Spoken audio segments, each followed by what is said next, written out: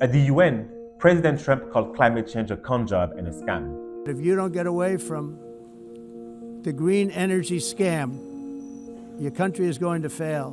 But here's the thing. It doesn't matter what you call it. It matters what you do about it. And so far, Trump has changed how we talk about climate change, but not really what's being done about it. President Trump has made it a mission to roll back the clock on climate policy, like withdrawing again from the Paris Climate Agreement, doubling down on fossil fuels, or demonizing offshore wind. But really, when it comes to action, that's pretty much about it.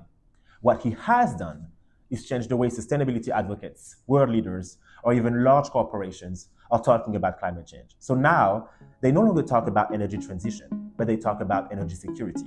Before, you couldn't talk about nuclear power here in New York during Climate Week because of Fukushima and many other incidents. Now, there's an excitement that we've never seen before. France, Egypt, South Korea, all these countries are ramping up efforts, and they're doing so under the framework of energy security. Take climate change. We no longer talk about climate change per se, but we focus on water security. That's because people can deny that climate change exists, but they won't deny droughts, they won't deny floods. Take the US and Mexico and all of the water access issues at the border. Take China and India when it comes to dam constructions and all of the controversies that come with it. Same thing with Greece and Bulgaria and their water agreement. Water stress has become a major issue, and work is being done both on the policy side and on the investment side to ensure that we have the right technology to address the problem. Final example, emission reductions.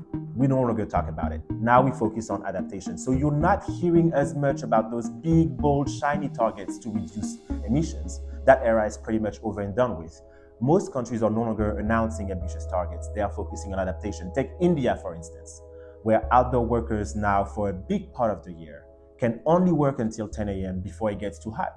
So it's about addressing the world that we live in today rather than preventing one we don't want to live in tomorrow. So why does it matter?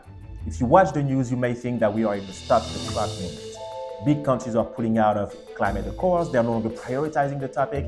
I mean, here in New York at the UN, artificial intelligence and many other hot button issues have basically pushed climate to the back burner. But that is in fact all talk. There's still plenty being done. So yes, Trump will keep calling climate change a scam, we know it, but that won't stop what companies, investors, and world leaders are doing to address it.